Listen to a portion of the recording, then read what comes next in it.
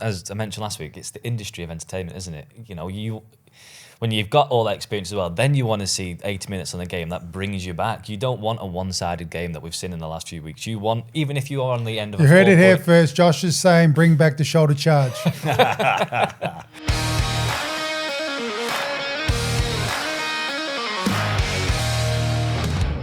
Well, hello everybody and welcome back to the All Out Studio for the latest episode of Back 10. I'm your host Kyle Amor, and this week we are joined by All Out Rugby League journalist Josh McAllister, and a man that featured in the very first Magic Weekend way back in 2007. I'm delighted to be joined by none other than Robbie Hunter-Paul. Robbie, how are you? I'm good. Old, aren't I? Hey, it makes you feel you still look so youngest out of all of us, are you? Hey? Healthy, good living, good living. Oh, good stuff. She makes me brush my teeth, doesn't she? She's a hard taskmaster. Look, as we prepare for a weekend of Magic Rugby League, once again the game returns to the city of Liverpool, but this time at the Everton ground of the New Hill Dickinson Stadium. Before we dive in, get into this week's show, don't forget to like, subscribe, and hit the notification bell so you don't miss anything that falls out across the Rugby League Back 10 studio. Robbie, before we get going with this week's show, let us know what you're up to now. Apart from being a scratch golfer, what else are you? What else are you doing? My staff say that I'm the worst professional golfer in the history of the world. So I play it so much, I practice so much, and my handicap is still atrocious. Though I'm saying that I had my best ever round last Friday night, getting win around at 78. A tough course, nice. Tough course as well. So I've been buzzing all weekend. You're a golfer, understand what I mean. All golfers out there will understand exactly what I mean when you just have one of those days where it just came together. I got lucky. Normally that luck will go in a different direction, like the ball does in a different direction. But I got lucky when the luck, it fell, and it just seemed to wire in for a flow state. Experienced it in games, in rugby league games. Never really got to experience it for a full 18 holes before, and I got to experience that on Friday. So, yeah, over the moon. Good weekend. But what am I really doing? Yes. I've got a couple of companies. I've got two companies. I've got a company called Extra Mile Marketing, and we do web design, and we make you look good online. That's probably what we do. We've got a couple of really great young designers that work for us, and they're from the rugby industry as well. Mm-hmm. So when I worked as an administrator in the sport, when I left administration, they sort of came with me, and so, yeah, they're great. And I've also got another company, which I'm probably a little more passionate about, got it up and running this year. It's a well-being and performance workshop company. So I'll go into companies and I'll teach their staff how to look after themselves better and how that has an impact on not just their general overall well-being, but also their performance. So taking stuff that we learn in that really tough environment from the professional rugby and applying a neuroscientific approach to it, because I like understanding how things all come together, how stuff works, basically from a brain point of view. I'm not a big person of faith. I need to understand the processes and structures of things, and I'm like that in my own home life as well. I can't cook a meal just from scratch. Grab it and be inspired like that. I've got to have a system. There's got to be do this step, then do that step, do that step. I've got to understand how it all works. And when I do that, magic happens. or at least the meal becomes edible. Right? Yes. So that can be a reach sometimes. So. Could help Kyle in the kitchen. You could help me out in the kitchen. You may have spotted a blue plaster. I was making some bruschetta and I've chopped the tip of my finger off. So that's why I said, stay in your lane, mate. Well, yeah, no. Front rowers, big donkeys like you, Look, Robbie, we have a whole host of people that watch and listen in, and if there's anybody out there who would maybe look to use the services of Robbie Hunter-Paul, where can they go to find it? Oh, yeah, really simple. The digital marketing, if you want a website build or something like that, extramilemarketing.co.uk. That's our web our marketing company URL. It's Extra Mile Marketing without the E on the extra. All Right. So yes, I'm with you. XTRA Mile Gotcha. Marketing. Gotcha. And then the workshops, we just redesigned our website. So it's the same team that works for my team effectively from my web design side. They work as a marketing company on the Remain Strong side. So remainstrong.co.uk. Good stuff. Right then. Well, Enough of a plug from me and my businesses, right? As you But mentioned. thank you. As you mentioned. Thank you. Everyone needs a little bit of help, you know. As you mentioned, magic in the kitchen. Let's dive into this week's show. Well, before we jump into Magic Weekend, Josh, I'd like to start with the breaking news that's fallen out of the NRL, and news that we've all been hoping to hear over the last few months, that the Australian TV deal is being done. I'm led to believe $5 billion, is it? $5 billion? Yeah, across 7 years. It's a lot of money. So I'm saying that it's news that we wanted to hear, and this might be me just hopefully now wishful thinking. Can they now turn their attentions to us now that that's done? That's the hope, isn't it? That's the hope. Look, the NRL getting in more money, hopefully is only good news for Super League. Hopefully now conversations advance. We've been hearing that it's all positive, it's all good stuff, but we've never really heard. You had Carl Fitzpatrick on the show a couple of weeks ago and you asked him, didn't you, what's the advancements? And he couldn't give you anything because there's just nothing there to give. Hopefully now they've got their situation sorted, we'll hear something in the coming weeks, because we've all been talking about it since the start of this year, since Las Vegas. So yeah, hopefully we'll hear some advancements soon. So yeah, big money for the NRL. Robbie, that you kind of pulled the face then when you heard the $5 billion TV deal. I mean, it's a wow face. That's my wow face. Wow. Look, in simplistic terms, our salary cap's at 2.1 million. Theirs can now go to something like 10.6. The gap is getting bigger than ever before, Robbie, isn't it? Yeah, it is. It is. It's that's an astronomical figure. Well deserved. They work hard down under. It's there was something that happened about 30 years ago that really wrecked the game down under when they had the Super League and ARL wars. Yeah. The game was split in two, and it took a long time to recover from that. They have recovered, and they've learnt the lessons, and they've got stronger and stronger. They've been able to grab back that market share from rugby union and AFL, in particularly New South Wales and Queensland, where they had lost a bit of market share. And now we know the growth of the game with expanding, with more teams coming in next year, going back out to WA once again with Perth, and obviously the Papua New Guinean team coming in as well. They're able to prove that it's on really solid footing. Now, what does that mean for rugby league in the Northern Hemisphere? Great news. It's great news. It can only be great news. And the reason why I say that is,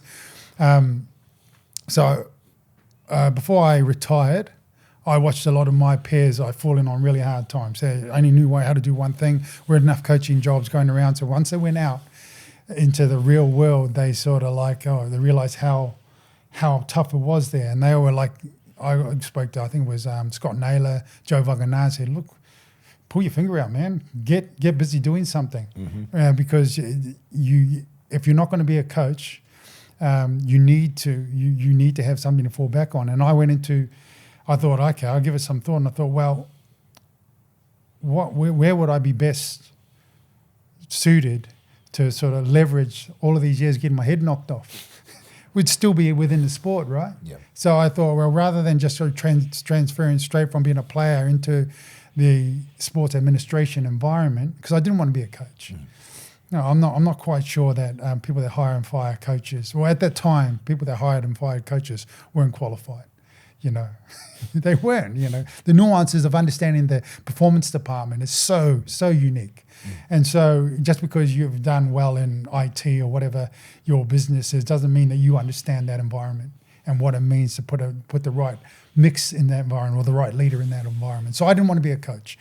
But I thought, where I might be of a helping hand is to help those hire and firers by bringing my experience as a player and understanding of that performance department and be a sports administrator And so I went to University of Huddersfield. I did a degree in sports marketing and public relations. So hence where I have a marketing agency where I eventually ended up. So when I look at the investment now down under, they know, as anyone that's ever worked in the sports industry know, or any type of industry, you need to keep expanding. Now, there's a simple business metric, marketing metric, that it costs 6 times more expensive to acquire a new customer than it does to re-engage with old customers. Okay. Because they're already educated, they already understand the core product, and they've already been a part of it, right? And sport is unique in that respect because obviously if you've grown up supporting a team or supporting a sport, you're emotionally invested. So it's a really unique product. You know, you get a bad can of Coca-Cola, you won't drink Coca-Cola again. You're like, yuck, you know, because you have a bad experience. But your team that you grew up with supporting and most of the time they will play yuck, but you still love them. Yeah, it's part of your identity. So it's a really unique product. So when you're thinking about the expansion of what Rugby League Down Under must be thinking of, well, where can we expand to? The most obvious is in the Northern Hemisphere, in the UK and in south of France. That's got to be the most obvious footstep for them. Right. Well, 100% what you say there makes Look, sense. also, Does the just so we know, I am not connected to any club or don't speak to any administrators. I'm talking purely and simply from a marketing perspective. No, I mean, well, there lies the other question then, really, Robbie. Does the NRL really, really need? Does it really need to come and it does take this audience? How it's not the NRL. So the NRL will be thinking bigger than just. Well, they clearly want to globalise the game, don't they? It's obvious by going. So globalisation is what we're talking about.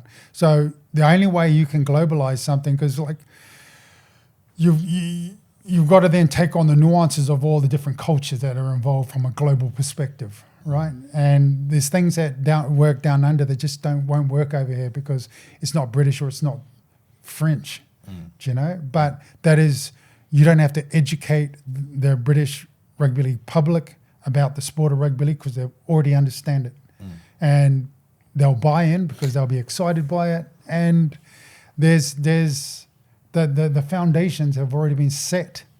You know, the foundations were. It's got narrative. There's storytelling. 1895 was the birth. You know, the birthplace of rugby league in Huddersfield. The whole narrative in and around that whole storytelling of breaking away from rugby union. It's a romantic story, and there's been so many instances, and that narrative can be really wrapped up pretty easily to be shared on one of the bigger channels. So it's all there. Talking of breakaways, it's something that keeps cropping up in the circles that I'm sort of in and around. Do you know what I mean? I don't mean to say that with any arrogance or any know-how, but the conversation keeps cropping up that there could potentially be a breakaway from the RFL. You know, the top clubs leaning into an Australian deal where they go, well, we're going to go. You either come with us or get left behind.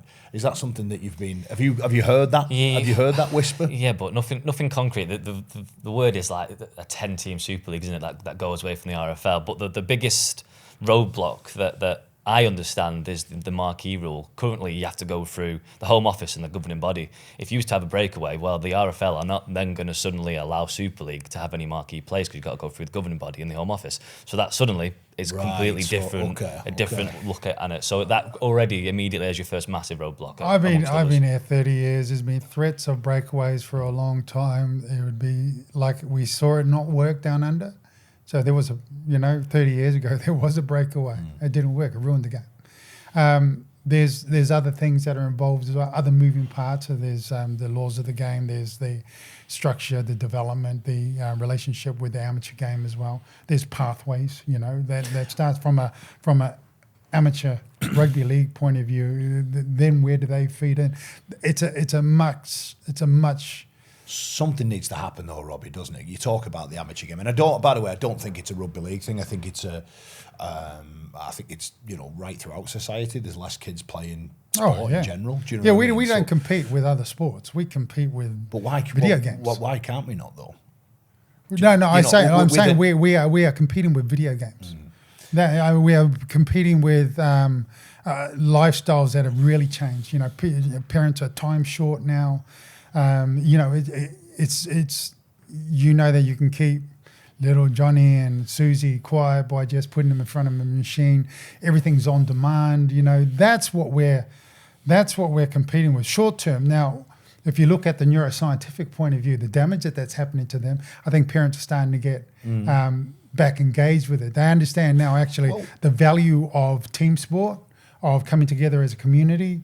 The neurochemical that's released at that point, oxytocin, which helps bond people together.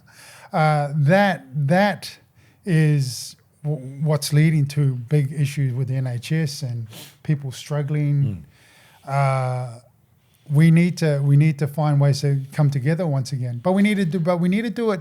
Rugby league needs to do it in a smarter way. We need to engage with new technology.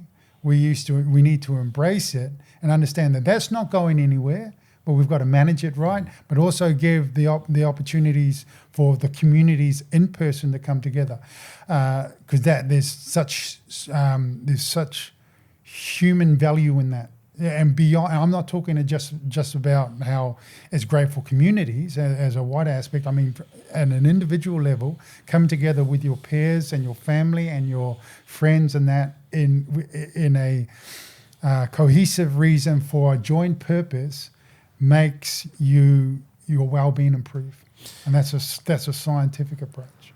That being said, though, attendances are up, viewing figures are up. So in a world where we are, where you use your analogy of Jimmy and Susie being shoved, there's still a game day experience there to be had, isn't it? So the clubs are doing lots of. Look, we're very easy and very quick to jump in on all the negative parts about the game, aren't we? But like I said, TV audiences are up, viewing game day attendances are up. Josh, let's make it a point out of this podcast that we won't say anything negative unless we can say a solution. Okay. All right. Okay. All right. We'll try that for next There's half a challenge. Yeah. The key word you said there was experience, and that's what it's now more than just the 80 minutes, isn't it? Yeah. I think Toronto Wolfpack probably brought that into Super League or into Rugby League, and then that was followed by Craven Street at Hull KR. Leeds have just had their biggest crowd since post-COVID records. I think Wakefield was a sellout there. It happened way before Toronto. So it happened. Bullmania, of course. Sorry. So there was Cougar Mania first. Keith Lee Cougars first started. Then on the back of that, we had this brilliant marketing executive working for us, Peter Deacon, and he alongside the then head coach Brian Smith, who was also had the role of CEO at the club. Mm-hmm. Together, they put together a strategy to engage with families and put on a festival at every single game. And the weakness of Odsal Stadium, with the fans being so far away from the field and not being able to put that intimidating factor onto away teams like you do at like grounds like Wakefield and Castleford, they were able to leverage that successfully, and they put on a festival every game. So they had all sorts of bands coming around, and people, big monster trucks would come around, drive around, and become a part of that spectacle. And families were coming along. The Bradford Bulls grew their brand on the back of that match day experience. Kids don't know the outcomes of games. They don't care. They want to be a part of it. Oh, don't get me wrong. They don't know the outcomes of the game, but they want to be a part of this exciting thing. And it's about every touch point from, the way that, so like I said, I did a degree in sports marketing, and the way we primarily learn using a lot of American models, so US models. And the USA, they think about every single touch point from when the fan left their front door all the way through to coming back in their front door. How can they make that experience exceptional and easier, from updating them on what traffic situation is, car parking. If you have new fans, have new fan angels, are you a new fan? Come here, we'll tell you where to go. You know, experiential marketing, inner stadia marketing, promoting, just making it an all out there, because we are competing in a really volatile marketplace that is so tough to grab people's attention. But we've got something unique. We bring communities together, and I'm again coming. But you can put down everything, your political standpoints and everything, and come together and just stand shoulder to shoulder with someone and cheer for your team, your local team, and that's what makes sport a real special product. That and exciting. Comes at a price, though, doesn't it? Yeah, but this is the thing.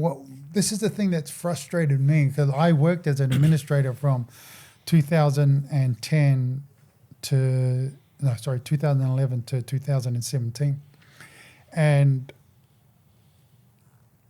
I was always really curious about the marketing budgets. It's just an afterthought, and one of the challenges for a lot of our owners in the sport of rugby league is majority of them are fans. They've been a part, they grew up on the terraces, and don't get me wrong, that's a great thing, because it all comes from a place of love. So it comes from a place of passion, and it comes from a place of love. But when you're a fan, what does success mean to you? Well, it's the scoreboard at the hooter, isn't it? It's the scoreboard. And like, if we've got a business model where we've got 14 businesses, and the outcome of success, the measurement of success is winning the Super League. And I know that I'm talking sort of like broad stroke, right? But if the outcome of success, the meaning of success is winning the Super League, then you've got 13 failing businesses, if that is the measurement. But we've seen it year after year after year. All of that money is being poured into the field, into the performance department, and it needs to, right? We need to hold on to our talent because they're delivering the product. But what's been set aside for fan engagement, for new fan growth, in my experience, when I was an administrator, it was a small percentage and not the percentage that it needed to be. Now, what's really, really exciting, what it really excited me when I was a student, going back for university, so they had this sports marketing Bible. So it was like the A to Z of all sports marketing in Europe. Can't remember the author's name. But when it got to fan engagement, there were 2 sports brands in the UK that were heavily referenced in the fan engagement model. And it was the Bradford Bulls and the Leeds Rhinos. Mm. They were the 2. It gave me such a sense of pride that, I was there during, and I understood that engagement process. And I think you also saw because neither Leeds or Bradford, and albeit they have been 2 of the clubs that have been successful, neither of them had big financial backers. They were pumping loads and loads of money into it. So they needed the fan growth to be able to put those world-class teams and hold on to those world-class players that they had developed. All good things come to an end, but you see that in every model. Every cycle of where teams will go good.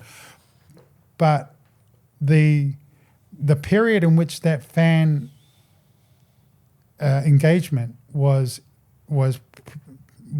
sort of stated in that book had the knock-on effect for that legacy of the success that came after it. Mm-hmm. So therein lies the opportunity for all clubs, fan engagement. Well, we saw. I think there'd be a couple of other clubs now added into that book, because OKR have embraced it. Is there a direct correlation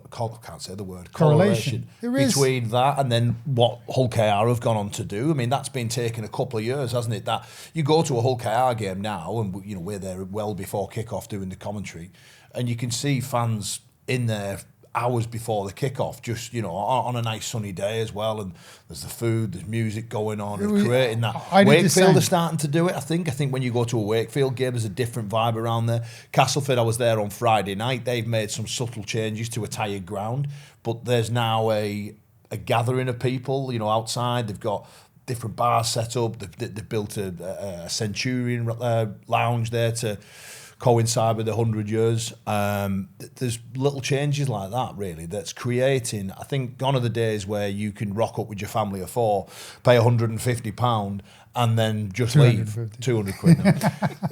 maybe the hospitality box is you're in, Robbie. But everybody else, £150 say for a family of four. You can't just give them the game and leave and expect them that's going to be enough to come back. I think we're entering into a new part now where, you mentioned about people's time being precious and particularly people's wallets are being tested at the moment as well. So you have to create something by where the fan feels, what a great afternoon, day I've had there, or evening. You can't just do the product on the pitch and that's it. Yeah, it's the fan experience. And then, as I mentioned last week, it's the industry of entertainment, isn't it? When you've got all that experience as well, then you want to see 80 minutes on the game that brings you back. You don't want a one-sided game that we've seen in the last few weeks. You want, even if you are on the end of you heard it here first. Josh is saying, bring back the shoulder charge. Well, we were on about it before we started recording. When you look at highlight reels, that's what you're saying, up, right? Yeah. He said it. So let's pull that apart. Get that clipped up. But it is the industry and entertainment, isn't it? You could go away from a game if you've just lost 4 points, but if you've been entertained, you're going to go back the week because you're going to remember what you did before it in the beer garden or wherever with the fans, because you've spent all that money. You want it to be 6-7 hours, a full day experience, and then be entertained on the field. Well, one weekend and one thing that we've done really well is Magic Weekend. So Magic Weekend brings everybody together. That chemical you were talking about, we're binding people together. That will be in free flow at Hill Dickinson this weekend. It's been so successful, even the Aussies do it now. Yeah. How good. Yeah. No, it's true though, isn't it? It's true. Look, we've got. Did we charge them for it? No. They probably invoiced us. But no, that's too negative. We said positive, didn't we? Yeah. But yeah, look, Magic Weekend. Before we start talking about Hill, let's talk about 2007. What are your memories from the very first? I can't remember that far back, man. Come on. So that's like half a lifetime ago. So how old would I have been there? So that's at Millennium Stadium, right? Mm-hmm, I believe so, yeah. It was actually called Millennium Magic, yeah? It was. This is what I remember. So many teams were playing, and obviously I was playing for Huddersfield, and we were struggling at that point in time. We got the caretakers changing room. Really? It was this pokey little thing. We all couldn't fit in it. Wow. It was rubbish. And then we were let out the back to go warm up on some other pitch. What other pitch is next to it? There was this little space. That's what I remember. That's all I remember. I don't remember the game. I actually don't. There was one Magic Weekend though where you did come up with a beauty, didn't you? You want to tell us that story? You be careful what you share, right? So this is a couple of years later, where I think we're up in Murrayfield. I think it was the first year, it might have been the second year we were playing up there. I'm playing for Salford. Anyway, I made a break, and this is like I'm at this point I'm 33, so the ability to get into the backfield and go gas, which I had when I was 23. It's a long time disappeared, and I could feel someone on my shoulder. I could feel them running me down. I could feel something like a big donkey like you, mate, just breathing down my neck, chasing me. And I'm thinking, I'm going to get caught here. So I head for the corner, and there's no one in front of me. I'm just head for the corner. I dive, the big Superman dive. And this is before they changed the laws on touching the corner flag. So corner flag was out back in those days. So as I'm putting the ball down, my left hand touches the corner flag, just takes it out. So I get up, and we don't know whether or not it's a try or not, because I'm just dived for the corner, because obviously I was getting run down. And then anyway, so we get up, and they got the big screen on, and I'm walking back looking at the big screen. It was a front row that was chasing me. I've left them for dead. No one was around me. No. There was no reason to dive. There was no reason to do anything like that. The big swan dive. I've done the big swan dive into the corner. I could have been 10 meters inside. So yeah, you know what's interesting about that? That's a confidence thing. So that's my body had changed. I didn't have that gas that time. It'd been a while since I had made that type of break before, and like the confidence had gone. Every other. You wind it back 5 years time. I'm thinking I'm getting under the post. Yeah, but you just needed I just needed to get to the try line. Yeah. And then, Well, I think the commentators are like, why is he taking the corner out? Yeah. No, brilliant. Not one of my best moments. No. Not one of my greatest moments, no. Look, Magic Weekend, it does it every year. It has been doing it for every year. It brings out some of the best. The stars are all out, aren't they? Everybody's packed, a good atmosphere. The ticket sales have been ridiculous for this Magic Weekend. Over 75,000, is it? Yeah, it's the record, isn't it? Yeah. It'll be the best attended Magic Weekend yet. So obviously there's an appetite there for Liverpool. Well, we saw the Ashes this year, and I was lucky enough last year. Sorry, I saw the Ashes. Did you go? Yeah, I was lucky enough to go. Yep. Awesome, Lucky mate. enough to Yeah. work it. Yeah. Awesome. The atmosphere It was awesome You'd have been stadium. working, wouldn't you? Yeah. So we're covering it. Unbelievable. Awesome. It felt like rugby league was one of the biggest sports in the country on that It's day. a special one. It felt amazing. And it was a good game. Yeah, It was an intense game. So it did it justice. absolutely. So therefore, the next question is, it clearly is the right venue for Magic Weekend, eh? Because Newcastle was great. I loved it up there. I really did. But you felt that it kind of just got to the end of its lifetime where it needed a freshen up. And I think, whoever's decided to take it to that venue, they've nailed it, haven't they? No, I think 100%. The modern stadia and the way that they design it, if you've not had a chance to get to that stadium yet, go. It's a bit like Tottenham. So they've created an environment with the acoustics of the stadium where the noise will go up and it will crash back down into the stadium. And that's so unique and it's so brilliant that they're able to do that now, because it's no longer a game. You're not going to a game. We're talking about experiential marketing in a stadia. What's the word for it? Atmospherics. The stadium structure itself creates atmospherics. Yeah. How cool is that? Yeah. Oh, it's super cool, man. At the Ashes, Reece Walsh got sin-binned, didn't he? And just the atmosphere on top of that one person was it was incredible, wasn't it? And that's why... It's heavy. You can feel it. I mean, you can physically feel the atmosphere. I'm getting excited now. Right. Listen to this. I can't wait for this weekend. There's some great fixtures on show, isn't there? That's Sunday. That's a Well, super they Sunday. came away at one point. They came away from doing the local derbies, didn't they? And I think it really spoiled it. There's a uniqueness. If we want an occasion, if we want to make it an occasion, then the local derby has to be about it. It needs to be like Bradford and Leeds are facing off against each other. If it was a normal league match, I would be really worried for really worried for. And don't get me wrong, there's an element of I am worried for Bradford because obviously Leeds are flying high at the moment and look unbeatable. But you've experienced it. Yeah. When you go to a special occasion, you can play like Superman. It can bring something out of you that you just don't normally have. That he's absolutely bang on. It's weird though, isn't it? It's crazy, but it's almost like a final in many ways. So isn't I'm going to game? explain what it is. Because I know what it is. It's a mindset called stress is enhancing, but we always think about stress as being something that's debilitating, right? But if anyone's out there listening, and they've played any type of sport, doesn't matter at professional level, amateur level, that 20 minutes that goes on before kickoff, right? That 20 minutes, what happens? You go within yourself and you start getting pumped, right? We call it the pump, right? You're getting pumped up. That is stress is enhancing. So what's happening there, you're getting adrenaline and cortisol pumped into your body and you're using it, you're embracing it. And in these situations, this is exactly what's happening. This is a stress is enhancing situation where, an average player can become a great player just for that moment. It's like when you've got one of those inspiring coaches and you're the underdogs and that coach just triggers you and everyone goes with it and it creates this atmosphere and you go with it. And that's why these occasions are so special. Like Saints Wigan local derby matches.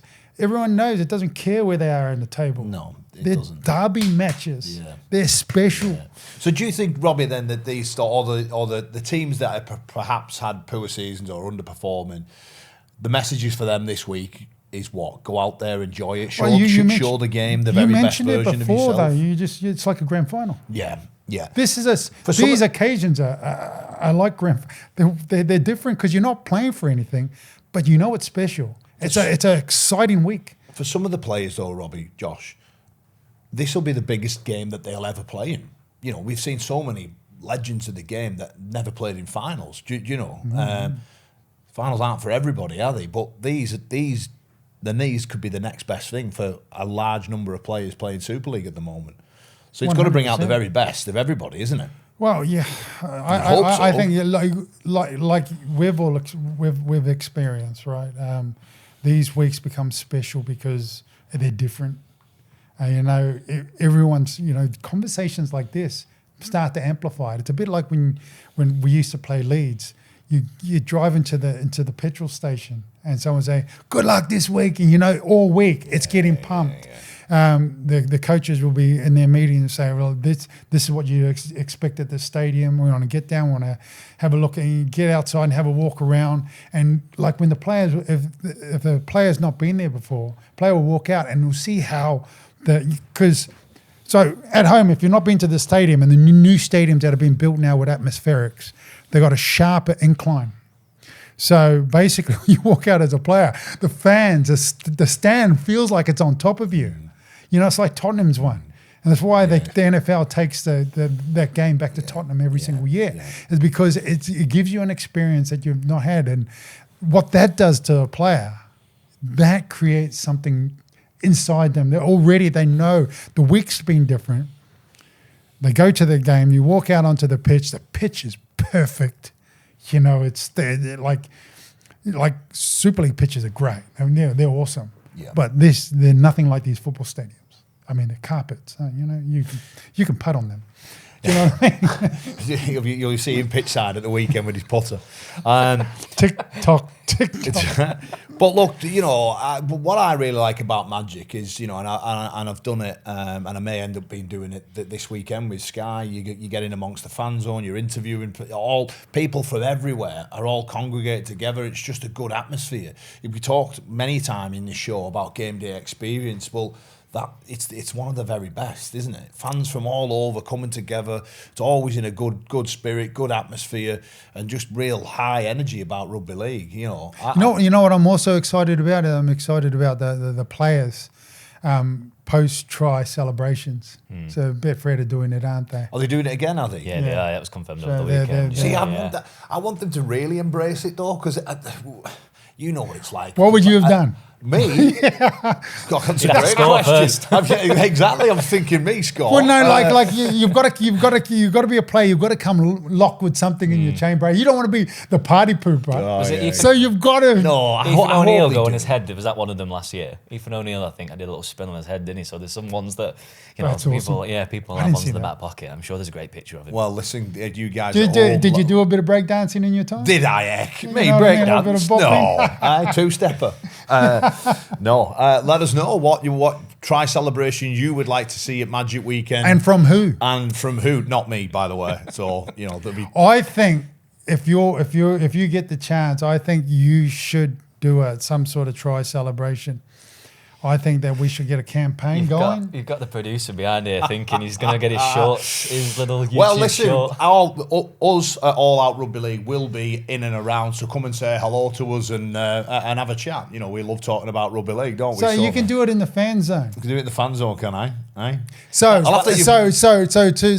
the viewers at home, I want you to come up with the craziest idea that you can get Kyle to do as his post-try celebration. Hey, that's got to be a cool one, right? And he'll do it at Magic Weekend this weekend.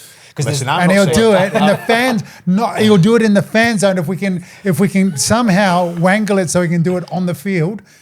What have we opened up here? Yeah, I'll have to have a think about that one, guys. Anyways, no, they're going to think about it.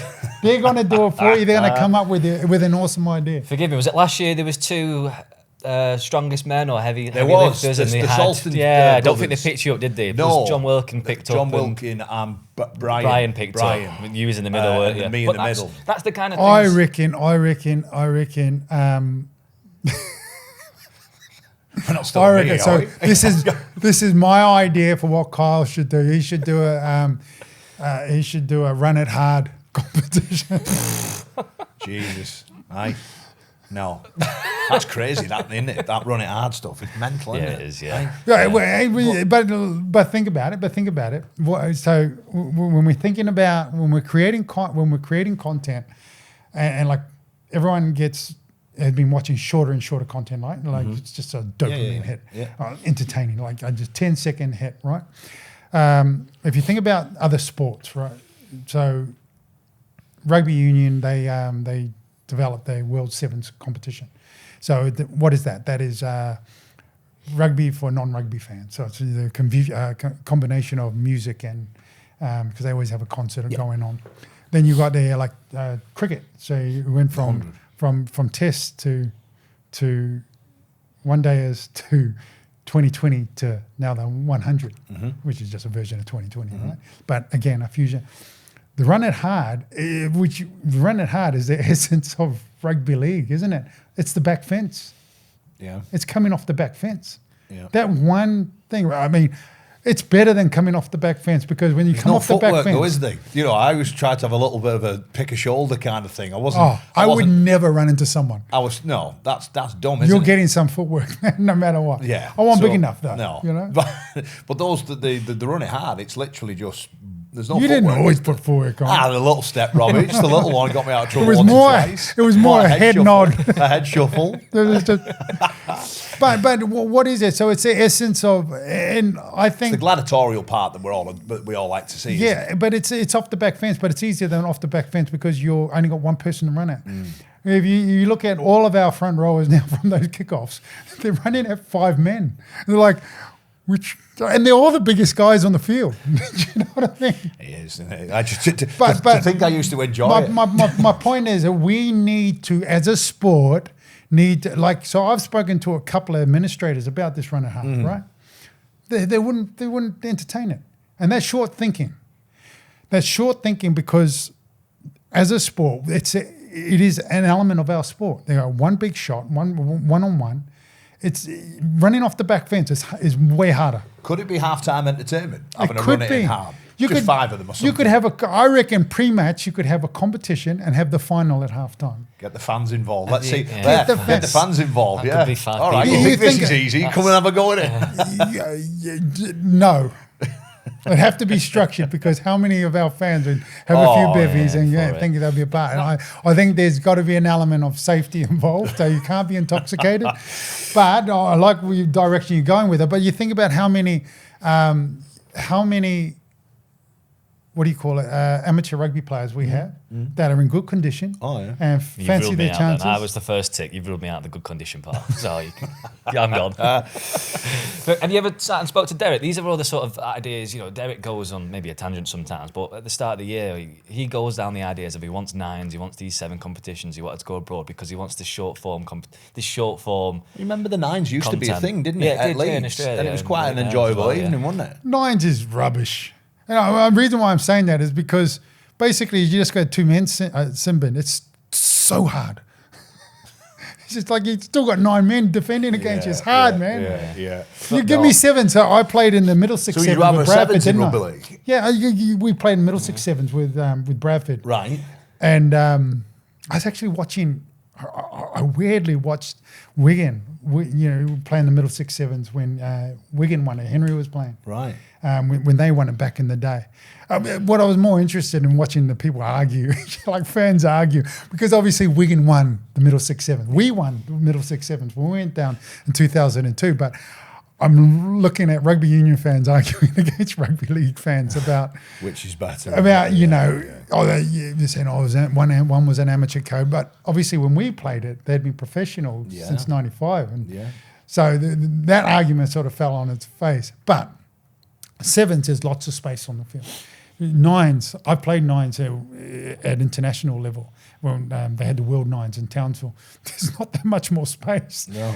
Give me 7s every day of the week. As a little fella who used to like using footwork. Now I play 9s. Stick to 15 aside. Let's put 2 more men in. Put 2 more in. Yeah. I want it nice and slow. Take our time. Right, guys. But on that note, we need to create for our audiences. And if the audience has changed, it's in our DNA. Let's not forget, rugby league people, it's in our DNA to evolve. That's who we are. We evolved out of rugby union. Rugby league is just rugby union evolved to make it more entertaining. And let's not forget that our sport is about entertainment. That is what makes it professional. No entertainment if we sanitize everything and we stop to think about, like the big issue at the moment is how long it takes for the video ref. We need to come up with a solution really quickly. And it basically, maybe, hey, we said solutions, right? That's a problem at the moment. Solution, the video refs get put on the shot clock. They got 1 minute to make a decision. Well, look. Let's just do it. We know from a production point of view it's how things run on, and it has an impact on everything. But most importantly, from a viewing point of view, it's impacting the quality of viewership. Now, I can only make that assumption. I can only say that from someone from inside the sport. I don't know what it's like for someone that's just visiting for the first time, whether or not that actually works. That been dragged out and watching it 15 times.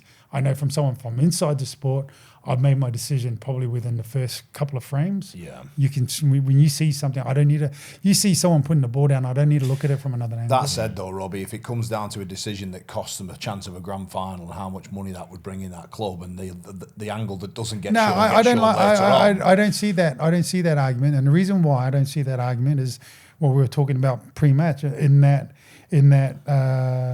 2007 Magic weekend, the Jordan Tansey incident. We are still talking about it. It creates narrative. It creates story. The year it was robbed. And but if you're an owner, you're investing your money into it.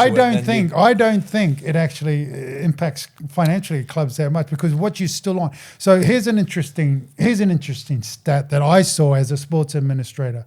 So the Bradford Bulls, we became the Bulls in 95. The club changed its model to fan experience and fan engagement, and loads of fans came on the journey with us. You can see the fans grow. I think we went from 6,000 fans on average to 13,096 to 15,097. And that was the year that we won the Super League, undefeated. And it kept rising all the way up to 2000. No, then it plateaued. So 2000, we won the Challenge Cup. So it kept rising up to 2001. So when we first won the Super League, then it plateaued and started dropping. And I thought, that's interesting.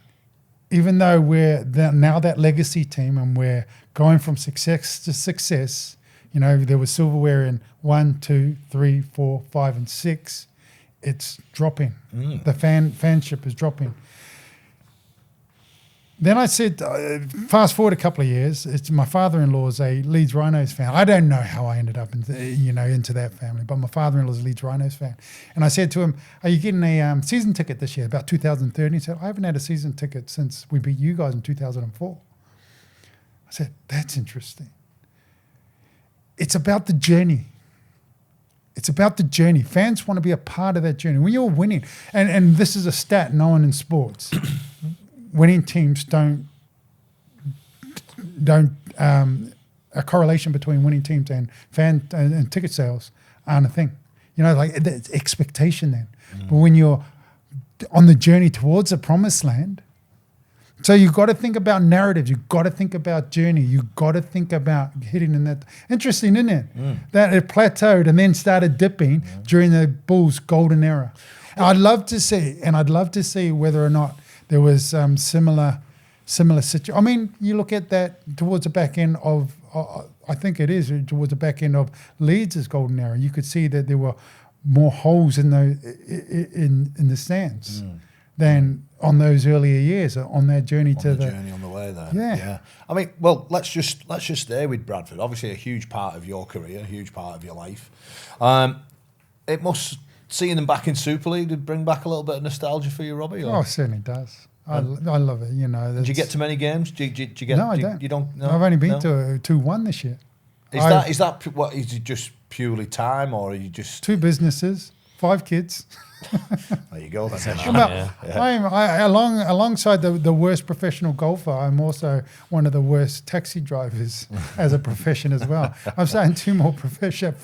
I have 4 professions: taxi driver, and so my weekends are just filled up with my son plays both league and union, and so big parts of the year they cross over, and so union's on Sunday, league's on Saturday. So it's just a taxi driver, and I've also we've had a heavy schedule with Beeb, with the Challenge Cup and early Super League games, and that takes up vital hours. I have seen all of the games. I've watched all the games. So luckily, what's your Sky, assessment of them halfway through in year 1 back in Super League? What have you? I've been really proud of them. They don't stop. They don't stop. You know, all I can ask is that they leave it all out on the field, and that's what they do every week. They're leaving it all. They haven't got the deepest squad. They had some injury ravaged at the beginning of the season, but you know what? You watch them like the first half of the game the other night. They're in it. They're giving everything, and look, it became an attrition. You know, you're playing against Clemmer and Big Al, and you're like, they're gigantic. Yeah. They're not just gigantic, they're world-class gigantic. You know, Bradford is a much leaner team. I've played with gigantors. You know, we had the awesome foursome, all 4 internationals, front rowers that just sit platform after platform, everything on there. And we know that we'd be in arm wrestles for opening 20 minutes of the game, but the game of attrition would matter. But what I like about the Bradford Bulls, they don't give in, they don't throw in the towels. They keep going at it with the resources that they've got, and that's all I can ask as a fan. And I'm a fan now. Robbie says in the first half they were in it. I didn't see the game.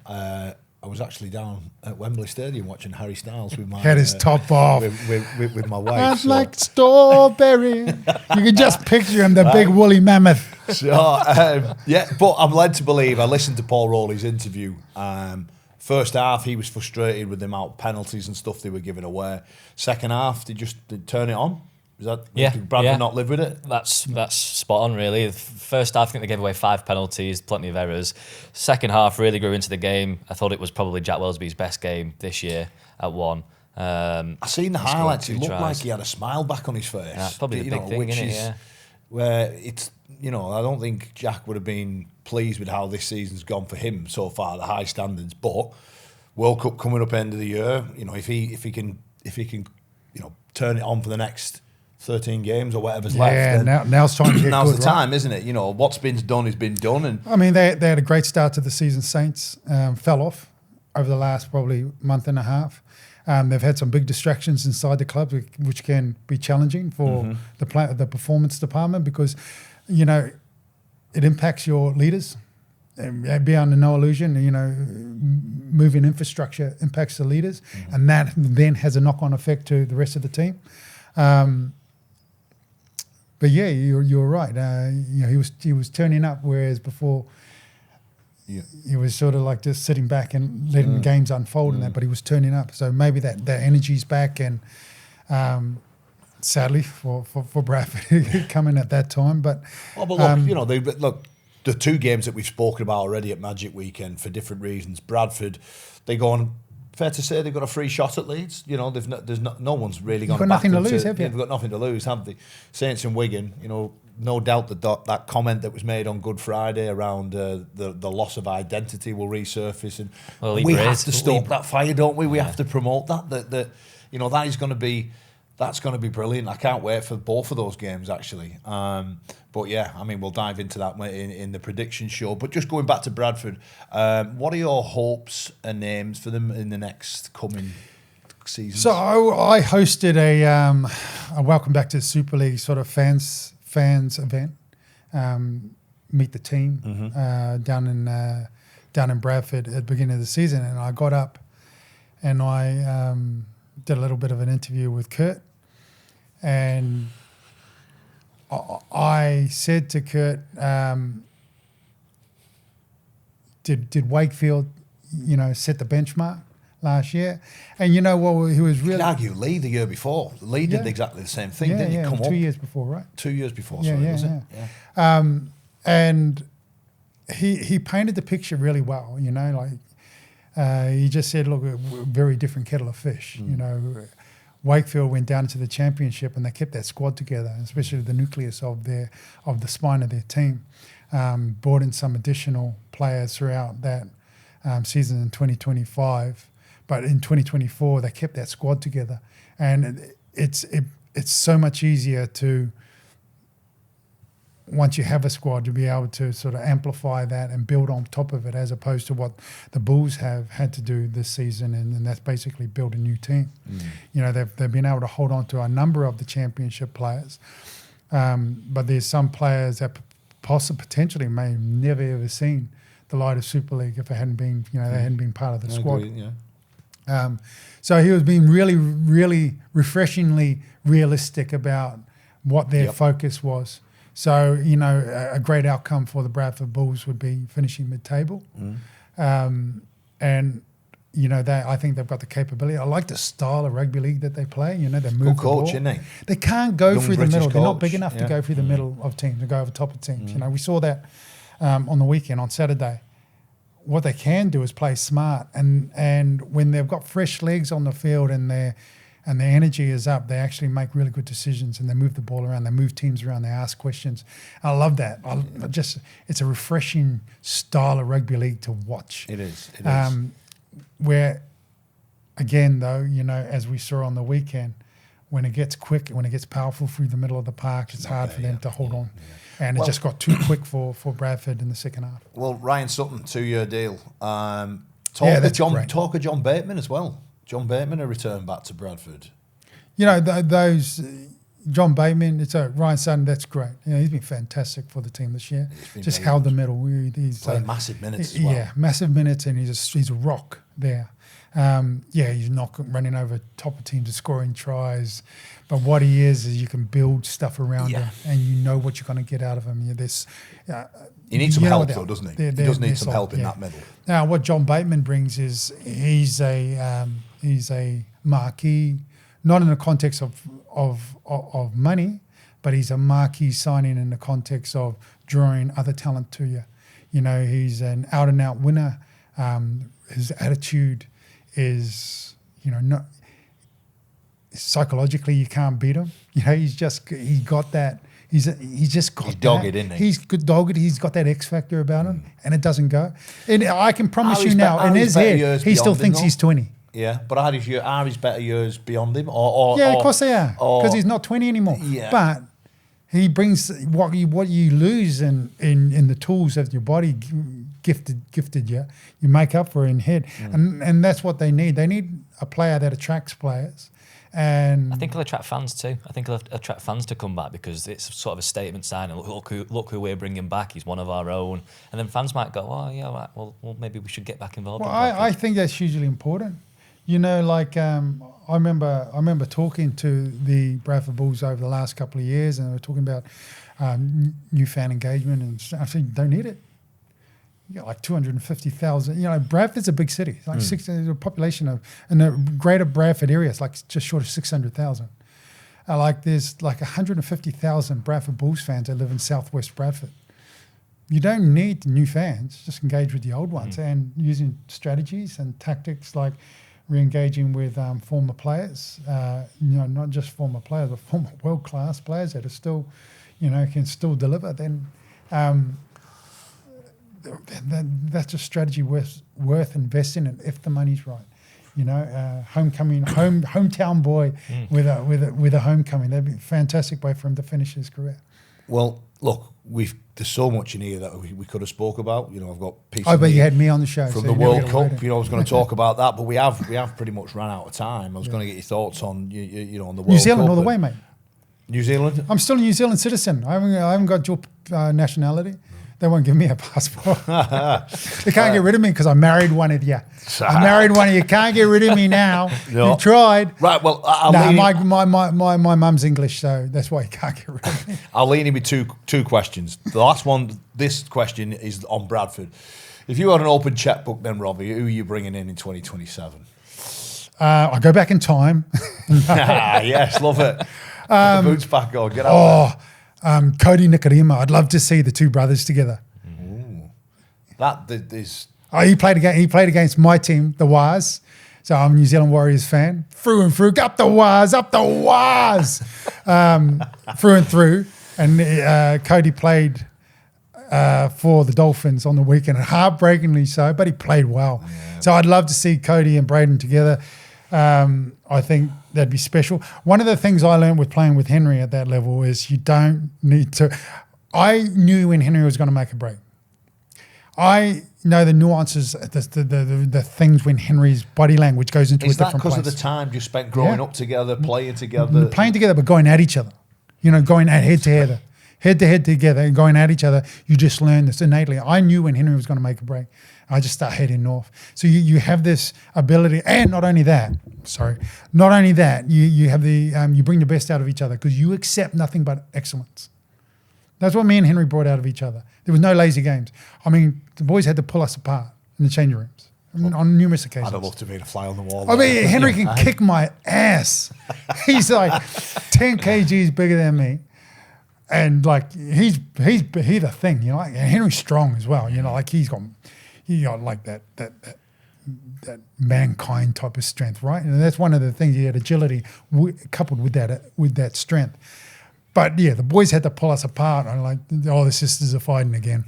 But there was this thing that we just didn't need to. We expected nothing but excellence, accepted nothing but excellence, and then we knew each other innately. So we just and that would be interesting, wouldn't it? If they brought Nikarima back straight away, you're making reference to the Paul brothers, aren't you? If those two were playing together, I think there's a rumor. That was going, and that's what made me think of it. Maybe I'm starting the rumor. There you go. Yeah, you heard it here first. I don't mean to break your heart, but I think the fresh update is that he looks like he's going to resign at Dolphins. Oh, heartbreaking. Bit of a break there. No, that's a PR ploy. We've all played that, just bumping up his price. Wolfie's spoiling Robbie's dream there. He is. Yeah. Listen, final question, and we'll have to keep it pretty short. The World Cup, right? World Cup. How do you see it going? Who wins it?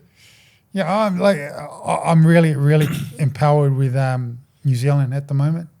I think we can just hover underneath the surface. Obviously, with Brian McDermott as head coach for England, I think that's going to bring something new to the table. He's a great motivator. He's a great storyteller.